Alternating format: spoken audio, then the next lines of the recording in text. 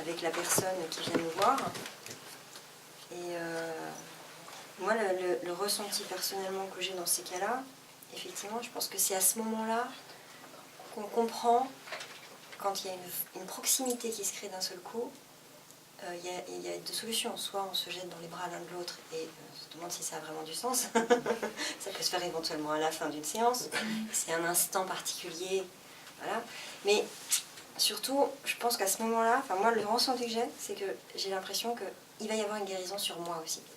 Il y a une telle proximité d'un seul coup, il y a une telle vibration en commun, que automatiquement, le travail que la personne est en train de faire sur elle, il va se faire aussi en moi.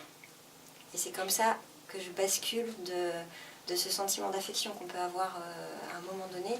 Il se bascule comme ça, en disant « Ah, là on est dans un moment clé également pour moi, les praticiens. » De résonance. Il y a un moment de résonance. Oui, Alors, voilà. Merci, c'est fort ce que tu dis là.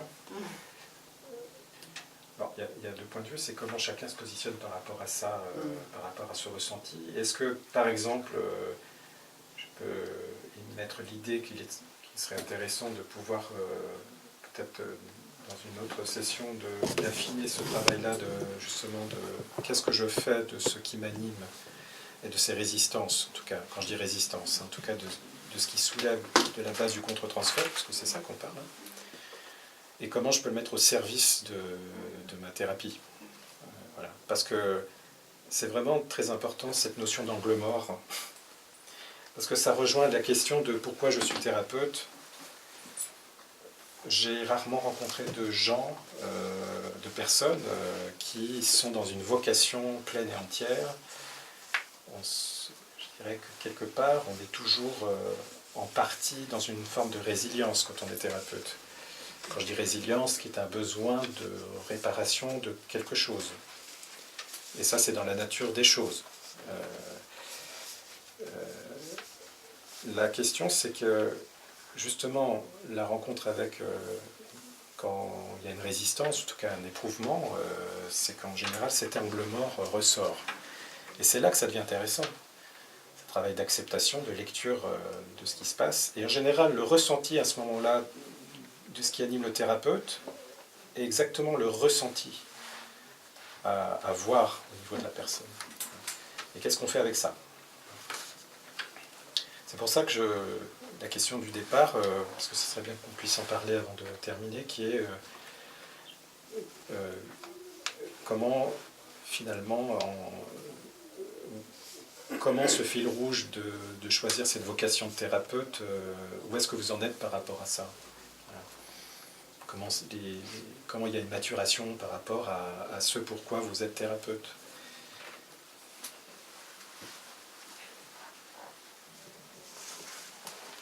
C'est la question que je vous pose. Oui, c'est bien le problème. La réponse, c'est qu'on a besoin, effectivement, pour soi-même. Les clients qui nous arrivent sont des clients dont on a besoin, justement, pour avancer. Donc, si on est thérapeute, c'est que c'est aussi pour avancer nous-mêmes. Pour rebondir, c'est vrai que si on lit, on prend un peu de recul sur les clients et l'évolution de la manière dont on gère cet accompagnement. Si on en fait une lecture avec un peu de recul, on se rend compte du chemin qu'on est en train de parcourir. Oui. Donc ce sont bien les situations clients et la manière dont on les gère qui nous donnent une lecture de ce qu'on avait à parcourir ou de ce qu'on a à parcourir. Et que c'est l'expérience de passer du mental qui est toujours en ou. Celui-là m'énerve, je l'éjecte. Je dis ça. C'est-à-dire que le ou, c'est le côté binaire du mental, mais si on met le et ben c'est génial. On peut être touché, mais sans être vulnérable. On peut créer sans avoir peur du ridicule. Enfin, en tout cas, c'est-à-dire que le et est une passerelle. Le et vous place dans ce que j'appelle le cœur énergétique. Le ressenti du cœur énergétique. Ce qui s'appelle trait d'union. Voilà. Le cœur énergétique, le docteur Lascaux en parlait, est 5000 fois plus puissant magnétiquement que le cerveau. Il est 60 fois plus puissant électriquement que le cerveau. Il réagit 2 secondes avant le cerveau. Le cœur énergétique est plus puissant que le cerveau qui n'est qu'une antenne. Donc c'est bien dans le vécu émotionnel dont on parle, qui sont les 2 chiens qui sont au bord de la caverne, qu'il faut travailler. parce qu'avant le cœur énergétique, il y a le cœur mental. Celui qui ne veut pas aller plus loin que le tapis où il a mis l'éléphant dessous. Et pourquoi je vous ai parlé d'acidité tout à l'heure, c'est que pour moi il y a un lien avec l'acidité. Il y a que l'acidité est finalement la cristallisation à la fois de la tension permanente de la personne, et la non-digestion de son passé.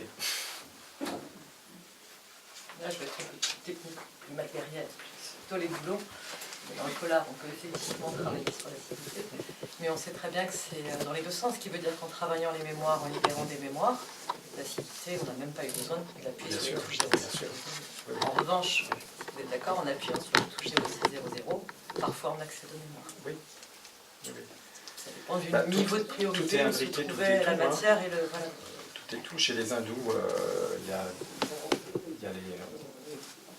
les revêtements, on va partir peut-être de l'extérieur qui est la forme physique, et après il y a le corps énergétique qui fait le lien avec ce qu'on appelle, chez eux ils appellent ça l'âme.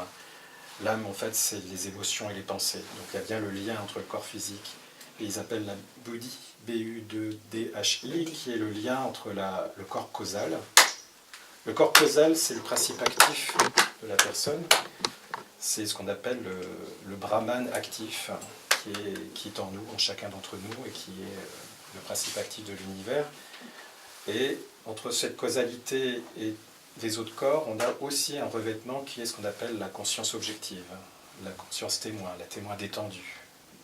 De voir que, comme un danseur, hindou par exemple, un danseur, il peut rester centré dans un centre de gravité pendant qu'il se manifeste. Mais sauf qu'il est dans son intégrité, dans son centre d'intégrité. Pour moi, le thérapeute, c'est une forme de danseur, en fait. Il est à la fois celui qui se sent dans un centre de gravité, il est à la fois le danseur, il est à la fois celui qui voit qu'il danse. Je ne sais pas du tout la question qu'on m'a posée.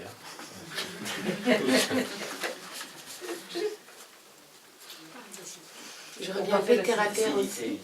J'aurais bien aimé, pour la suite, pour le prochain, ce que j'avais demandé à Gabriel la dernière fois, qu'on puisse avoir justement un suivi en thérapeute.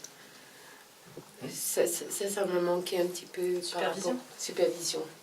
Parce qu'en tant que sophrologue, j'ai un diplôme de sophrologue, je pouvais mettre la plaque sophrologue, j'ai un diplôme de consultant en ressources humaines, mais je n'utilise aucune étiquette. J'aime bien être un peu hors du chantier battu. Oui. Et je trouve que ça m'a manqué un petit peu en tant que praticienne de Rayonex, qu'on puisse avoir des rencontres. Je pense que ce serait peut-être une idée à mettre en place. Comme vous avez parlé de ça tout à l'heure, ça m'a fait tilt. Je l'ai marqué dans le cadre, je trouve que c'est important de... Oui.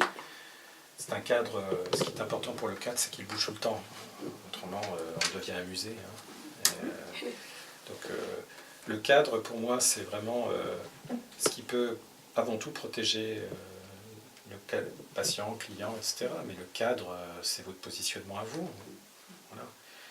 Et le positionnement à vous qui est un respect absolu d'être sincère avec soi et avec ses limites. Voilà, c'est ça. Et ça veut dire que, quelque part, moi je fais toujours le lien, ces limites c'est quoi? C'est avant tout la relation avec votre enfant intérieur. L'enfant intérieur qui a construit l'adulte avec sa résilience plus tard. Et justement, cet enfant est à la fois complètement présent dans ce qu'il fait, mais il s'est dévoyé en se protégeant dans ses souffrances et ses douleurs, qui fait que c'est ça qui ressurgit quand on est avec la personne. Je n'ai pas... est-ce que, par exemple, parmi vous, est-ce que c'est vrai que je suis très content qu'il y ait une résonance, mais j'aimerais bien une dissonance aussi. Ça fait avancer, qui est le fait que quelqu'un fait ses trucs et tout se passe bien, quoi. Enfin, il ne se pose pas autant de questions. Voilà, c'est ça. Oui, bah justement, moi c'est la remarque que j'avais faite tout à l'heure, c'est qu'effectivement tout ce que tu nous as donné aujourd'hui, c'est très analytique, mais effectivement tu ne pouvais pas vraiment faire autrement pour faire une conférence. Mais quand on est en séance, le mental n'intervient pas du tout, autant que ce matin quand on a compris, analysé tout ce qui nous arrive en séance. Et que c'est très empirique et très intuitif. Pour toi. Oh, voilà, personnellement. Oui. Ah oui, mais C'est juste, mais C'est-à-dire c'est pas que- du tout comme ça que par je le contre, ressens dans si la on séance. prend la démarche médicale conventionnelle, c'est A plus B égale C, et C plus E égale F, c'est que mental. Oui, mais par rapport au C'est intéressant, positionnement. oui, voilà, Oui, c'est ouais. C'est tout à fait l'inverse. Oui, c'est ça. Alors, pour rebondir avec toi, effectivement, on est intuitif, mais on peut effectivement, du coup, puisque le mental est lâché, maintenir un comportement ou un petit décalage de positionnement dont on ne se rend pas compte, puisqu'on est plongé et qu'on n'analyse pas. Mm. Donc ça peut être pas mal aussi de temps en temps de revenir à l'analytique. Voilà. Pas forcément pendant D'avoir la ces séance. deux, de toute mais façon, voilà. ces deux polarités. Donc, Le oui. et, on peut être à la fois... alors, C'est pas pas droit, cercle gauche, quelque Voilà, part. peut-être. Je pense que c'est alors intégrer sa globalité, parce que le mental a tendance à vouloir tout maîtriser, tout contrôler, etc. Il fout la pression. Alors que, justement, je pense que l'équilibre cœur énergétique et j'appelle l'intelligence objective, qui est la capacité à la fois de discerner ce qui se passe avec la personne, mais discerner ce qui se passe aussi en soi. Et ça peut se faire très rapidement dans le sens qu'on peut se discerner à la vitesse de la lumière. C'est-à-dire que très vite, on peut avoir... Qu'est-ce qui se passe quand on se descend, quand l'ego prend le dessus? Parce que c'est... Oula, celle-là, oulala. Voilà. Qu'est-ce qui se passe? C'est qu'on est décentré, crispé d'un seul coup. Voilà. On a les trucs comme ça. Puis on commence à se mettre la camisole du mental et on se faire un brouillard. Voilà. Et ça, c'est des signes qui font que... Et alors, est-ce qu'on prend ça comme une fatalité? Non. C'est juste que c'est juste un ressenti qu'on est décentré. C'est là qu'intervient la capacité, je t'appelle objective, qui est de descendre les épaules déjà et de dire, moi je l'ai dit aussi à la personne, souvent d'ailleurs, je leur dis, est-ce qu'on peut prendre 10 minutes? Je lui dis, là, j'existe plus. Hein. Et je ne le dis pas tout de suite, parce que... Bon, mais c'est-à-dire que...